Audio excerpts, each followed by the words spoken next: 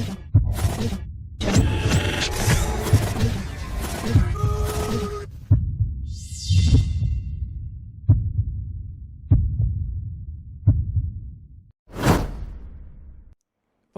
welcome back. VMware Workstation တွင်းပြီးသွားပြီဆိုလို့ရှိရင်ဒီ tutorial မှာ VM server ပေါ့နော် GNS3 VM server တွင်းတဲ့နည်းရဲ့ပြီးလို့ရှိရင် GNS3 host နဲ့ချိန်တဲ့နည်းကိုအဓိကထားပြီးတော့ပြပေးသွားမှာဖြစ်ပါတယ်။ဆိုတော့ပထမဦးစွာ VMware Workstation ကိုအရင်ဆုံးဖွင့်ပြရပါမယ်။ Okay ပြီးလို့ရှိရင်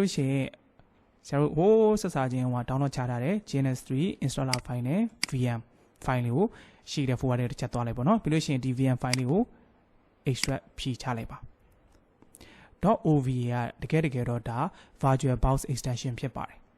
ဆိုတော့ဒါပေမဲ့လည်း virtual box extension ကို VMware မှာထည့်သွင်းလို့ရပါတယ်ဆိုတော့အဲဆိုလို့ရှိရင်တော့ file open ပြီးလို့ရှိရင်သူကလမ်းကြောင်းပေါ့နော်ဒီလမ်းကြောင်းတော့အခုဒီ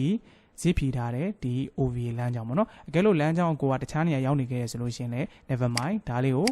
ဒီလိုမျိုးလေးထောက်လိုက်ပြီးရင် copy ဆွဲပြီးရင်ဒါဒီမှာ paste ကိုချလိုက်မယ်ဆိုလို့ရှိရင်ဒီထဲကိုရောက်လာမှာဖြစ်ပါတယ်။ Okay အဲဆိုလို့ရှိရင်ဒီ OVA လေးကိုတစ်ချက်လောက်ယူလိုက်ပါနော်။ double click လေးနဲ့ပြီးလို့ရှိရင်ဒါကတော့ကိုသိမ်းနေတဲ့ location ပေါ့ကိုဘယ်နာသိမ်းချင်လဲပေါ့နော်။ဆရာအနေနဲ့ကတော့ဒါ C ထဲမှာမသိမ်းချင်ဘူး။ဘာကြောင့်လဲဆရာ C ကကျတော့ SSD storage ကနည်းနေတယ်။သူ့အတွက်ပိုင်းထားတဲ့ E ထဲမှာသွားသိမ်းချင်တယ်ပေါ့နော်။ E ထဲမှာ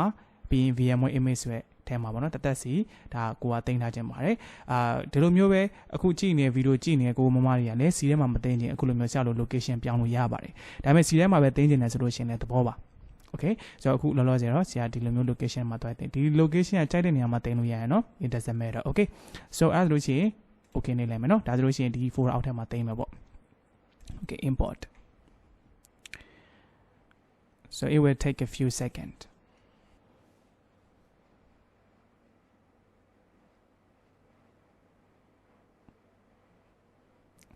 Okay, so almost finished. Okay, so အကုန်သွင်းထားပြီးသွားပြီပေါ့နော်။ဆိုတော့ခဏလေးအခုလောဆယ်တော့ GNS3 ကိုထည့်လိုက်ပြီးပြီ is fine. GNS3 ကိုတစ်ချက်လောက်ဖွင့်မှာပေါ့နော်။ GNS3 ဖွင့်တဲ့အခါမှာ run as administrator နဲ့ဖွင့်စေချင်ပါတယ်။ဘာကြောင့်လဲဆို GNS3 မှာရှိတဲ့သူ့ရဲ့ service တွေ service port တွေပေါ့နော်။ပြီးလို့ရှိရင် background service တွေက run as administrator နဲ့ run မယ်ဆိုအကုန်လုံး run ပါတယ်။အကယ်လို့ကိုကrun as administrator မ run ထားဘူးဆိုလို့ရှိရင်တော့နည်းနည်းလေး error လေးတွေပေါ့နော်တွေ့ကြုံရတတ်ပါတယ်